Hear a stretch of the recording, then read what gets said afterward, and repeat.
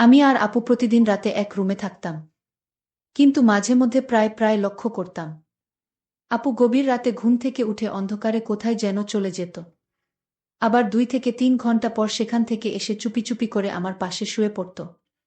কিন্তু যখন আপু আমার পাশে এসে শুইত, তখন আপুকে খুব পরিশ্রমী এবং ক্লান্তিক মনে হতো। মনে হচ্ছে কোনো পরিশ্রমের কাজ করে এসেছি। একদিন আমি ঘটনাটির রহস্য জানার জন্য আপু যখন গভীর রাতে অন্ধকারে রুম থেকে বেরিয়ে যায়, তখন আমি সেই ঘটনার রহস্যটি জানার জন্য আপুর পিছন পিছন গেলাম। আমি দেখতে পেলাম আপু আস্তে আস্তে করে বাড়িওয়ালার রুমে প্রবেশ করতেছে। তারপর আমি ভাবলাম, দেখি আপু বাড়িওয়ালার সাথে কি করে। তাই ঘটনাটি জানার জন্য দরজার পাশে কান পেতে দাঁড়িয়ে রইলাম। একটু পর যা শুনতে পেলাম তা শুনলে বন্ধুরা তোমাদের মাথা গরম হয়ে যাবে। বন্ধুরা, গল্পটি অনেক অনেক ইন্টারেস্টিং। আশা করি তোমরা পুরো গল্পটি শুনবা। তবে গল্পটি শোনার পূর্বে বন্ধুরা, তোমাদের নিকট আমার ছোট্ট একটা অনুরোধ। তোমরা দয়া করে আমার চ্যানেলটি সাবস্ক্রাইব করে আমাকে সাপোর্ট করবা। হ্যালো বন্ধুরা, আমি নূরজাহান নূর। কেমন আছো তোমরা সবাই? আমি আবারও চলে আসলাম তোমাদেরকে মজা দেওয়ার জন্য আরেকটি নতুন গল্প নিয়ে। আজকে গল্পটি আমার নিজের বাস্তব জীবনের একটি গল্প। বন্ধুরা, বর্তমানে আমার বয়স 30, তবে আজকে আমি তোমাদেরকে যে গল্পটি বলবো, তখন আমার বয়স ছিল 15। ছোটবেলা থেকেই আমাদের বাবা মারা যায়। আমাদের কোনো ভাই নেই। আমরা 2 বোন। মা অনেক কষ্ট করে আমাদেরকে বড় করে তুলেছেন। কিন্তু দুঃখের ব্যাপার হলো, যখন আমার বয়স 12 কি 13 হবে এবং আমার বড় বোনের বয়স 15 থেকে 16 হবে, তখন আমার মাও মারা যায়। আর এদিকে আমাদের পারিবারিক অবস্থা খুব একটা ভালো ছিল না, যে কারণেই আমরা এলাকার কিছু মানুষের সহায়তায় চলে আসি আমাদের গ্রামের বাড়ি থেকে ঢাকা শহরে কাজের সন্ধানে। আমার বড় বোনের নাম শিমুল। আমি আর শিমুলা আপা আমাদের এলাকার এক আত্মীয়র বাসায় এসে উঠলাম। কিন্তু ঢাকা শহর, কেউ কাউকে এক বেলা খেতে দিবে, কিন্তু থাকার স্থান দিবে না। দেওয়াটা কষ্টকর হয়ে যায়। ঢাকা শহর আজব শহর। মানুষের বসবাসের জন্য সামান্যটুকু জায়গা দিবে, এটা কেউ চাইলেও দিতে পারে না, কারণ এখানে বসবাসের জায়গা খুবই সীমিত। আমি এবং আমার বড় আপু শিমুল আপুকে নিয়ে আমাদের এই আত্মীয়ের বাসায় খুব কষ্ট করে 2 দিন রইলাম। 2 দিন থাকার পর আমরা কি করব বুঝতে পারতেছি না। আমাদের হাতে তখন অল্প কিছু টাকা ছিল, যা দিয়ে আমরা কোনোরকম চলতে পারতাম। কিন্তু বাসা ভাড়া নেওয়ার মতো টাকা আমাদের কাছে ছিল না তখন। আমি আর শিমুল আপু খুব চিন্তায় পড়ে গেলাম। চিন্তা করতে করতে আমরা একটা বাসা খুঁজতেছি, যাতে কিছুদিন পরে আমরা কিছু করে টাকা পয়সা দিতে পারি। এমন একটা সুহৃদরবান বাড়িওয়ালা খুঁজতেছিলাম। আর এদিকে আমার বড় বোন শিমুল আপু একটি গার্মেন্টসের চাকরি পেয়েছে। আমাদের এলাকার এক আত্মীয়ের মাধ্যমে তিনি গার্মেন্টসের চাকরিটি পেয়েছেন। বড় আপু চাকরি পেয়েছেন ঠিক আছে, কিন্তু আমি কি করব? আমার বয়স তো কম। তাছাড়া আমি ছোট মানুষ। আমাকে তো আর গার্মেন্টসে নেবে না। যাই হোক, আমি মাস 2 এভাবেই রইলাম। আর এদিকে আমার বড় বোন চাকরি পাওয়ার সুবাদে এমন একজন বাড়িওয়ালা পেয়েছিলাম, যাকে আমরা 1 মাস পরে টাকা দিয়েছিলাম। প্রথম প্রথম ভেবেছিলাম বাড়িওয়ালা লোকটি অনেক ভালো, কারণ আমাদের বিপদের সময় সে অনেক হাল ধরেছে, আমাদেরকে অনেক সহায়তা করেছে। যাই হোক, বাড়িওয়ালার 2 ছেলে, 1 মেয়ে। তাদের সবাইকে বাড়িওয়ালা বিয়ে দিয়ে দিয়েছে। আর বাড়িওয়ালার বউ মারা গিয়েছে অনেক আগেই। কিন্তু বাড়িওয়ালা যে এত একটা ভয়ঙ্কর কাজ করবে, তা আমি কখনো কল্পনাও করতে পারিনি। আমার বড় বোন শিমুল আপু, ইদানিং তাকে খুব রোমান্টিক রোমান্টিক মনে হচ্ছে। কিন্তু আপুকে কেন এরকম রোমান্টিক মনে হচ্ছে, তা কিন্তু আমি কিছুতেই বুঝতে পারছি না। আমি আর আপু একদিন একসাথে শুয়ে রইলাম রাতে। কিন্তু মধ্যরাতে কিসের যেন সন্দেহে আমার ঘুম ভেঙে যায়। ঘুম থেকে উঠে দেখি আপু আমার পাশে নেই। আপু আমার পাশে নেই। এ অবস্থাটা দেখে আমার ভেতরটা কেটে উঠল। মনে মনে ভাবতে লাগলাম, কোথায় গেল আমার আপু? আমাদের কিচেন ঘর, নিজের রুম সহ খুব ভালো করে সব জায়গায় খুঁজলাম, কিন্তু কোথাও আপুকে পেলাম না। শুয়ে শুয়ে মনে মনে চিন্তা করতে লাগলাম, তাহলে আপু গেল কোথায়? রাত যখন 3টা থেকে 4টা বাজে, তখন আমি দেখতে পেলাম আপু কোথায় থেকে যেন আমাদের রুমে প্রবেশ করতেছে। আপু আসতেই আমি জিজ্ঞেস করলাম, আপু কোথায় গিয়েছিলে এত রাতে? আমি তোমাকে অনেক জায়গায় খুঁজছি, কিন্তু পাই নাই। কোথায় গিয়েছিলে আপু, বলো না। আপু কোনো কথা না বলে একবারে চুপ করে রইল। চুপ করে এসেই শুয়ে পড়ে ঘুমিয়ে পড়ল।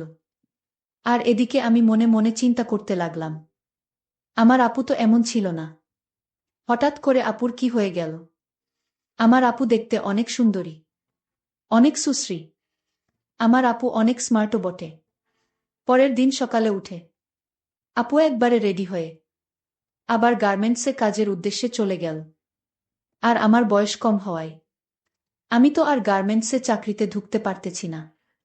কিন্তু মনে মনে ভাবতেছি, আমার বোনের উপর আর কতদিন চলব?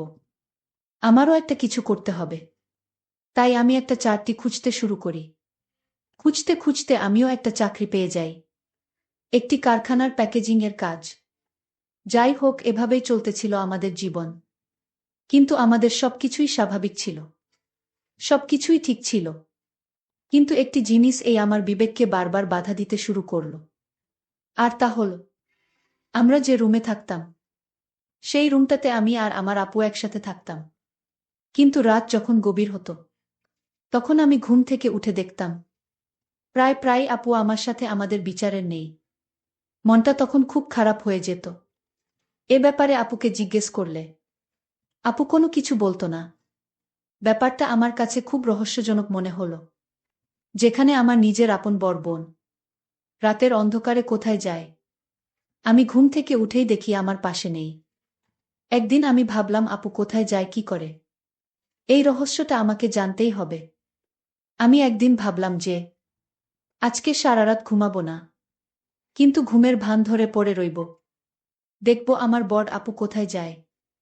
রাত যখন 12টা বাজে, তখন দেখলাম আপু আস্তে আস্তে উঠে দরজা খুলে কোথায় যেন যাচ্ছে। আমিও চট করে উঠে গেলাম। উঠে আপুর পিছু নিলাম। এমনভাবে পিছু নিলাম যাতে আপু কোনোভাবেই বুঝতে না পারে যে আমি তার পেছু নিচ্ছি। আমি দেখতে পেলাম আপু আস্তে আস্তে করে আমাদের বিল্ডিংয়ের 4 তলায় গেল। আমি ভাবলাম, আপু 4 তলায় কি করে? এখানে তো বাড়িওয়ালার থাকে। আর বাড়িওয়ালার বাসায় তো কেউ নাই। বাড়িওয়ালা শুধু একলা। ছেলে মেয়ে সবাইকে বিয়ে দিয়েছে। তার বয়স প্রায় 55 থেকে 60-এর মতো হবে। বাড়িওয়ালার বয়স যদিও একটু বেশি, কিন্তু সে দেখতে এখনো অনেক শক্তিশালী পুরুষের মতো। আর তাছাড়াও বাড়িওয়ালা শরীরের প্রতি খুব কেয়ার করে। তাদের কোনো অভাব নাই তো, যে কারণে শরীর স্বাস্থ্যের প্রতি তারা প্রচুর যত্নশীল হয়। আমি দেখতে পেলাম আপু আস্তে আস্তে করে বাড়িওয়ালার যে রুমে থাকে, সে রুমে প্রবেশ করে গেল। কিন্তু আমি একটা জিনিস দেখে খুব আতঙ্কিত হয়ে গেলাম। বাড়িওয়ালার রুমের দরজা ভেতর থেকে লাগানো ছিল না। তাহলে কি প্রতিদিন আপু সেখানে যেত? ভাবতেই মনের ভেতরটা ফুপুরে কেঁদে উঠল। আপু সরাসরি বাড়িওয়ালা রুমের ভিতর ঢুকে গেল। ঢুকে গিয়ে আস্তে আস্তে করে দরজাটা ভিতর থেকে লাগিয়ে দিল। আমি খুব সাবধানতার সাথে আস্তে আস্তে বাড়িওয়ালার দরজার সামনে গিয়ে কান পেতে শোনার চেষ্টা করলাম সেখানে কি হচ্ছে। আপু সেখানে কি করে, কি হচ্ছে সেটা জানার জন্য আমি সেখানে কিছুক্ষণ কান পেতে দাঁড়িয়ে রইলাম। কিছুক্ষণ পরেই শুনতে পেলাম সেখান থেকে এক অদ্ভুত ধরনের আওয়াজ আসছে। যে আওয়াজটা শুনে আমার সমস্ত গায়ে শিহরিত হয়ে উঠল। বাড়িওয়ালার সাথে আপুর এরকম অবস্থা দেখে আমার খুব খারাপ লেগেছিল। কিন্তু রুমের ভিতরে কি হচ্ছে? আর এরকম অদ্ভুত আওয়াজ আমি কখনো শুনি নাই। এরকম অদ্ভুত আওয়াজ কেন হয়? আমি কিছুতেই বুঝতে পারি নাই। এভাবে প্রায় 10 থেকে 15 দিন আপুকে লক্ষ্য করলাম সেখানে বাড়িওয়ালার রুমে যায়। যাওয়ার সাথে সাথে কি রকম একটা অব্যত আওয়াজ আসে। তারপর একদিন আমি মনে মনে ভাবলাম, আমাকে সেই রহস্য খুঁজে বের করতেই হবে। আপু সেই রুমে গিয়ে কি করে? আর কেনই বা 60 ঊর্ধ্ব একজন বয়স্ক লোকের সাথে আপু কি করে? ঘটনার রহস্যটি জানার জন্য একদিন আমি কৌশলে বাড়িওয়ালার রুমের খাটের নিচে গিয়ে বসে থাকি। আর আপুকে বললাম, আপু আমি আমার এক বান্ধবীর বাসায় বেড়াতে যাচ্ছি। আজকে মনে হয় আমি আর আসতে পারবো না। রাত যখন 11টা বাজে, তখন লক্ষ্য করলাম আমার আপু বাড়িওয়ালার এখানে আসছে। আপু বাড়িওয়ালার এখানে আসতেই বাড়িওয়ালা আপুর সাথে এমন বাজে আচরণ করা শুরু করল, যা দেখে আমার দুচোখ মুছে যাওয়ার মতো অবস্থা হল। কিছুক্ষণ আমি অপেক্ষা করলাম। অপেক্ষা করার পর আমি আমার নিজেকে আর কন্ট্রোল করতে অসহনীয় হয়ে গিয়েছিলাম। কাঠের নিচ থেকে আমি বেরিয়ে আসলাম। আমাকে দেখে আপু এবং বাড়িওয়ালা দুজনেই চমকে গেল। তারা দুজনেই যেমন চরম লজ্জায় পড়ে গেল। আমি আপুকে বললাম, আপু তুমি আমার বোন হয়ে এই ৬০ বছরের একটা বড়ুর সাথে তুমি এরকম কাজ করতে তোমার লজ্জা করল না?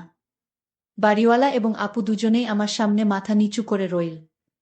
তারপর আমি আপুকে বললাম, আপু কেন তুমি এরকম কাজটা করলে? একটু বলো না আমাকে।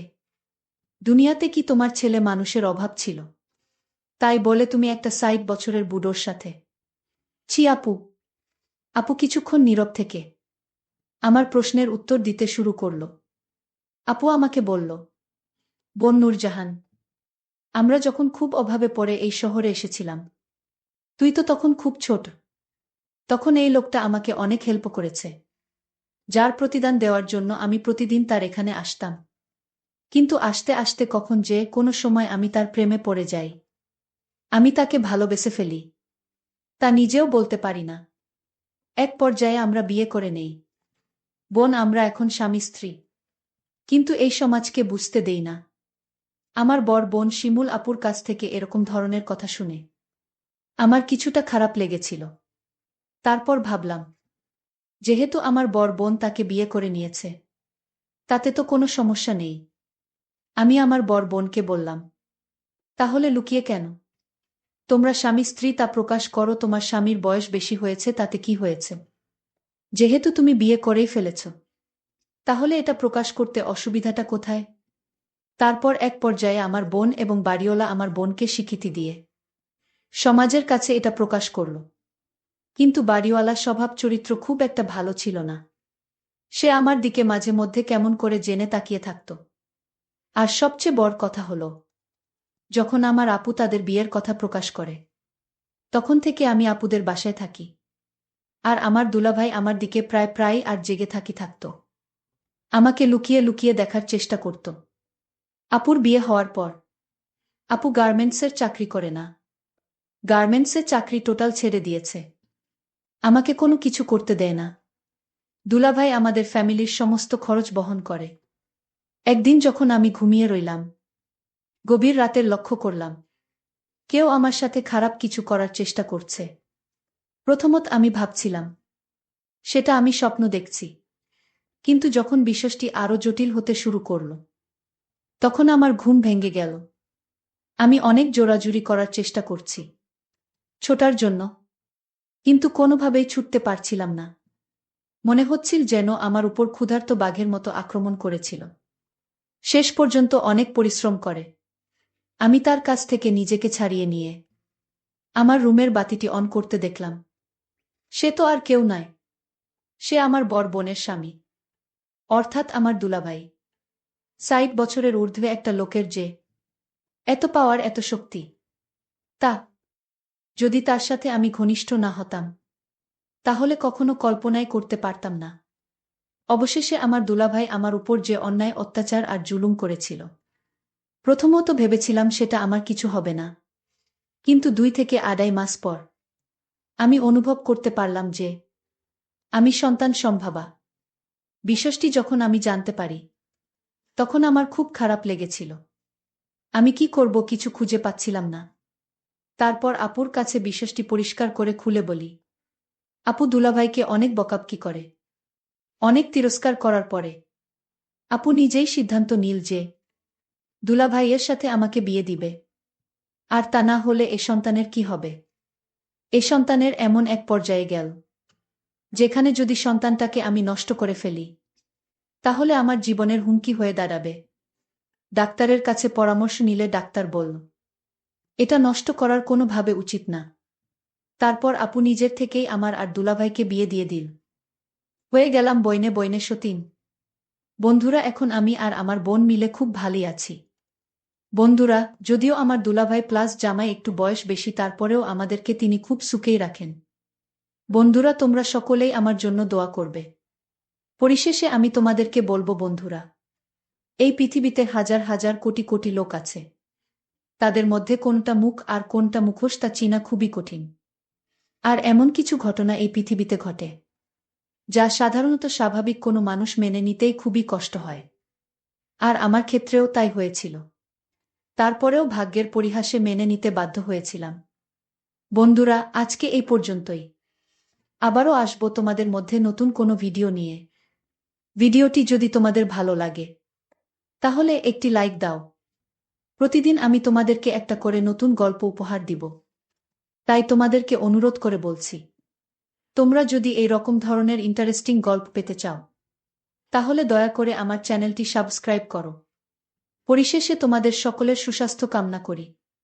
ভিডিওটি দেখার জন্য তোমাদের সকলকে অসংখ্য ধন্যবাদ।